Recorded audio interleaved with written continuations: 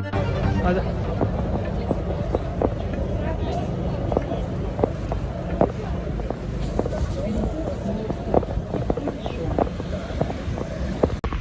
हाय guys, और right now I am in Saint Petersburg और अभी मैं जा रहा हूँ the church of saviour spilled blood देखने के लिए।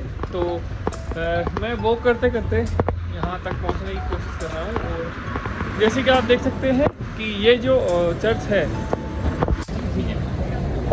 चर्च है ये सिचुएटेड है लगभग 3 kilometre from the city centre. और यहाँ तक पहुँचने के लिए आप बस का या फिर मेट्रो का सहारा ले सकते हैं। तो सामने से ये चर्च दिख रही है।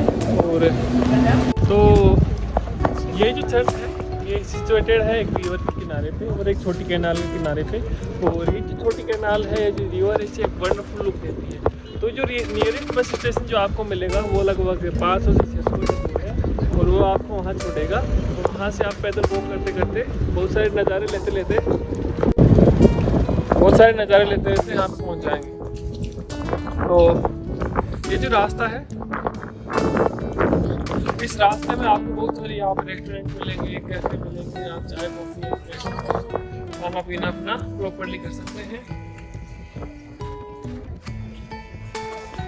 तो यहाँ से ये जो चर्च ऑफ स्पिल्ड ब्लड है वो दिख रही है और काफ़ी प्यारी दिख रही है।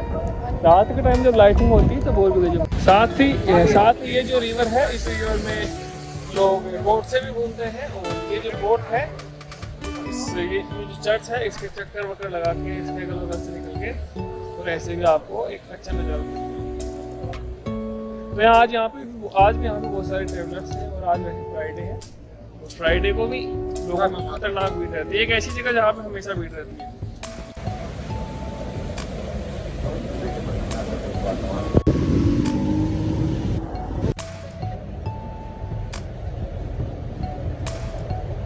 साथ ही एक बात मैंने नोटिस की कि सेंट पीटर्सबर्ग इतना कोई खास महंगा भी नहीं है। तो ज़्यादा जो दूसरे रशियन सिटीज़ जो हैं उनमें और सेंट पीटर्सबर्ग में कोई खास डिफरेंस भी नहीं है।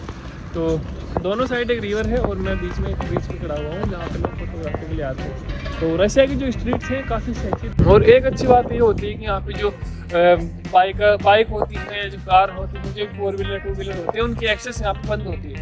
तो इस वजह से ये जो स्ट्रीट होती है केवल वॉक करने के लिए होती है। तो जब भी आप ऐसे ये चर्च के पास पहुंचने की, कैथेड्रल के पास पहुंचने की कोशिश करते हैं तो रास्ते में बहुत सारी शॉप होती हैं। जैसे यहाँ पे मेहंदी टाइप कुछ बना रहे हैं इधर ये। तो यहाँ पे सेंट पीटर्सबर्ग से रिलेटेड और यहाँ पे क्राफ्ट लगाए गए हैं। यहाँ पे जो भी अट्रैक्टिव प्लेस है, इन सब चीज़ों से रिलेटेड क्राफ्ट आपको यहाँ पे मिल सकते हैं। तो थोड़ा सा फॉरेनर्स को देख के एक्स्ट्रा बताते हैं। तो दोस्तों पैदल चलते चलते मैं इस चर्च तक पहुंच गया हूँ। और एक यहाँ पे आके मैंने एक बात नोटिस की कि जैसे हमारा जो ताजमहल है वो एक साइड से थोड़ा टेढ़ा है, या जो हमारे ताजमहल की जो पिलर्स हैं वो एकदम सीधे नहीं आते, वैसे ये चर्च भी सीधी नहीं दिखती। और ये जैसे इस फोटो में आप देख सकते हैं, बहुत सारी फ़ोटो मैंने कोशिश की।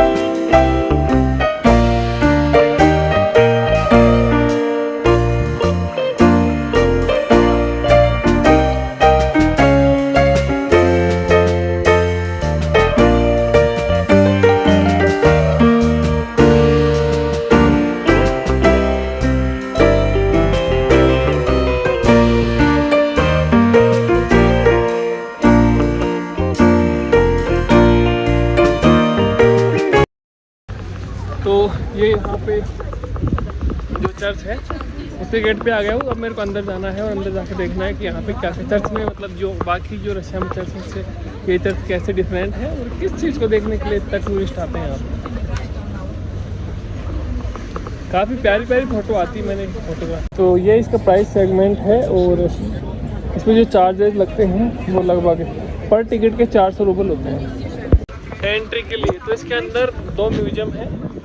एक म्यूज़ियम जो है उसका चार्ज 200 रुपये होता है अगर आप स्टूडेंट हो तो, और एक दूसरा म्यूज़ियम है जिसका 450 रुपये का चार्ज होता है। तो मैं सोच रहा हूँ कि यहाँ पे चार्ज देने की क्या ही खास ही ज़रूरत है, तो इसलिए मैंने डिसाइड किया है कि मैं इसके अंदर नहीं जा रहा हूँ। यह इस चर्च का एंट्रेंस है और यहाँ पे आप अपना कार्ड का पास लगा के अंदर एंटर हो सकते हैं। चर्च है, यहाँ पे क्या ही होगा, क्रिश्चियन से रिलेटेड होगा, ऐसा मेरे को कुछ खास देखने का मन है। तो मैंने डिसाइड किया है कि ये म्यूज़ियम देखने का मज़ा आया है। अगर कैथरीन पैलेस देखने में जाऊँ तो कैथरीन पैलेस देखना वर्थवाइल रहेगा। और ये जो चर्च है, चर्च में मेरे को खास रुचि है नहीं, तो कैथरीन पैलेस में म्यूज़ियम है तो मैं वहाँ के लिए वॉक कर रहा हूँ। वो जो कैथरीन पैलेस और ये जो चर्च है सेंट, और ये जो चर्च है इसके बीच की जो डिस्टेंस है लगभग 1 किलोमीटर के आसपास है। तो यहाँ से आप पैदल वॉक करते करते भी पहुँच सकते हैं।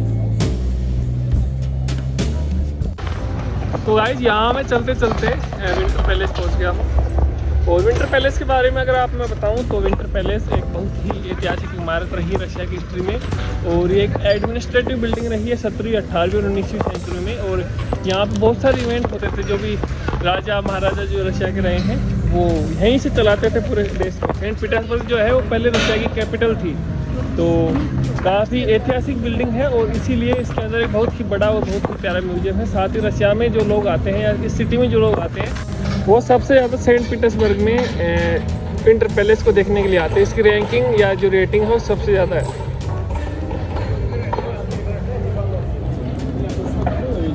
तो विंटर पैलेस के सामने जनरल स्टॉप बिल्डिंग है और एक स्टैचू है काफ़ी बड़ी, और वो सामने दिख रही है वो जनरल स्टॉप बिल्डिंग है। तो सबसे पहले मैं इस म्यूजियम में जाने की कोशिश कर रहा हूँ। यहाँ इसका एंट्रेंस है और एंट्रेंस के अंदर जाके टिकट मिलेगा। टिकट का जो चार्ज है शायद 500 से 700 रुपये के अंदर होता है। तो let's go and check out.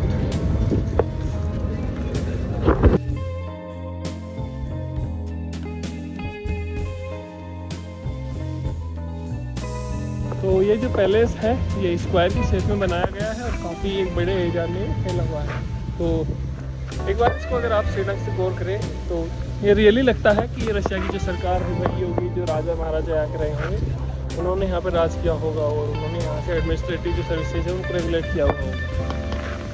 साथ में इनके जो सेंटर का जो पोर्शन है उसमें पार्क है छोटा सा, और उधर एक फाउंटेन लगा हुआ है, चेयर्स लगी हुई हैं। तो सबसे पहले मशीन में जाके टिकट लेना है और फिर टिकट लेके अंदर एंट्री करना है।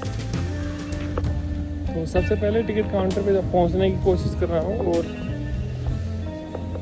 यहाँ का एक अच्छा सीन है कि रशिया में या फिर जो सेंट पीटर्सबर्ग, मॉस्को, जो काफ़ी बड़े बड़े सिटीज़ हैं रशिया के, उनमें आप पे हर चीज़ जो है, जो हर जो ट्रैवल या फिर जो टूरिस्ट अट्रैक्शन जो है वो एक वॉकेबल डिस्टेंस पे मिल जाएगी आपको। बस एक बात जरूर पूछनी होगी मेरे को वहाँ पे कि मैं यहाँ पे ब्लॉगिंग कर सकता हूँ कि नहीं। और मैं ब्लॉग शूट करने के लिए जा रहा हूँ सिर्फ।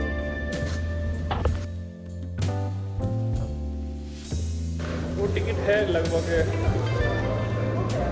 300 रुपये का, 300 रुपये का टिकट है। अगर आप स्टूडेंट हो तो कितना डिस्काउंट मिला? 100 रुपये का डिस्काउंट मिलता है स्टूडेंट्स को 200 रुपये का डिस्काउंट।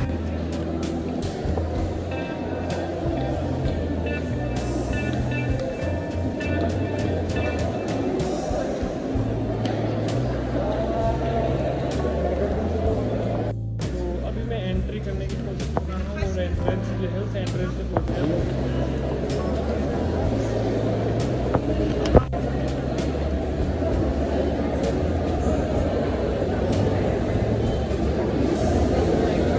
और म्यूजियम काफ़ी बड़ा है लगभग।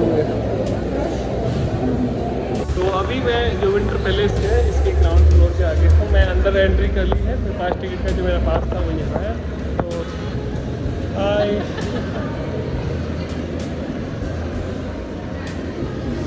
तो यहाँ से ग्रैंड व्यू आ रहा है और एक ग्रैंड व्यू दिखाता हूँ आपको। अरे वाह, ये यहाँ से स्टेयर्स ऊपर जा रही हैं और ये आपको ग्रैंड लुक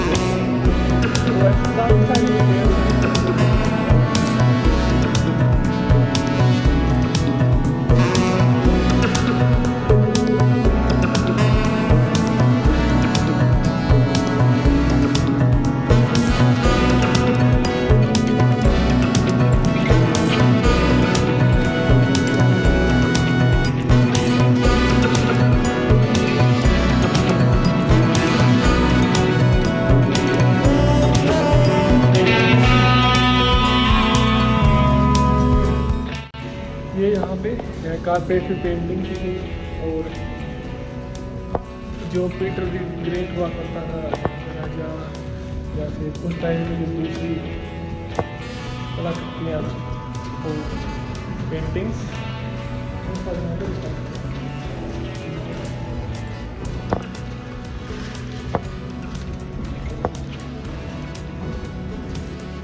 ये यहाँ पे पहले जो दरवाजे हुआ करते थे उनको दिखाया गया है। साथ ही में इनके नीचे इंग्लिश में मेंशन किया गया है, अगर आप पढ़ के इनके बारे में और भी चीज़ें जानना चाहें तो।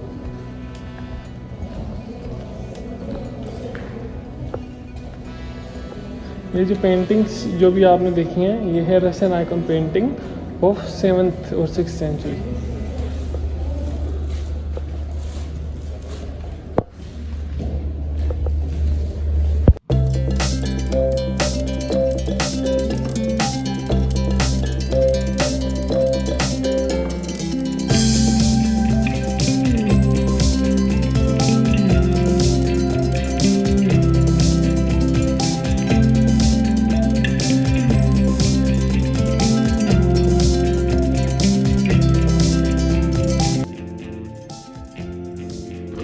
तो मेरे चैनल पे 1000 सब्सक्राइबर हो गए हैं और उन सब्सक्राइबरों की खुशी में यूट्यूब जो है उसने मेरे को एक ट्रॉफी भेजी है और ये ट्रॉफी कुछ जो दिखती है, लेकिन समस्या है कि ट्रॉफी उतरी नहीं है मेरे को।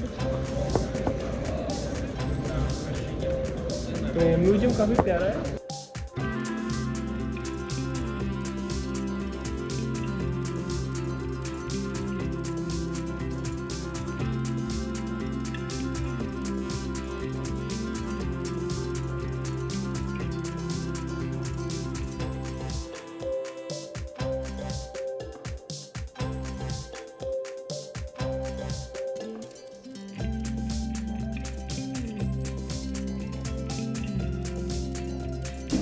तो ये म्यूजियम इतना बड़ा है कि यहाँ पे घूमते घूमते लगभग इसको घूमने के लिए 5 से 7 घंटे चाहिए। और इसका मैं 3rd माले पे खड़ा हूँ अभी और नीचे से कुछ ऐसे सीनरी आ रही है।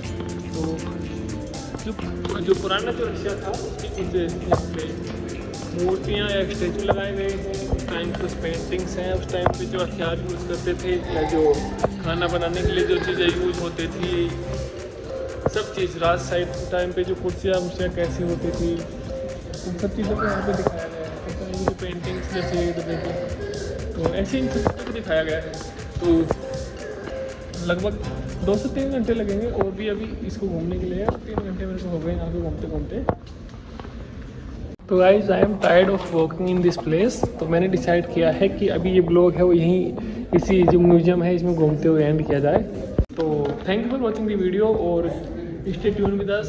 और ऐसे वीडियो जो देखना अगर आप कंटिन्यू चाहते हैं तो हमारे चैनल को सब्सक्राइब कर सकते हैं।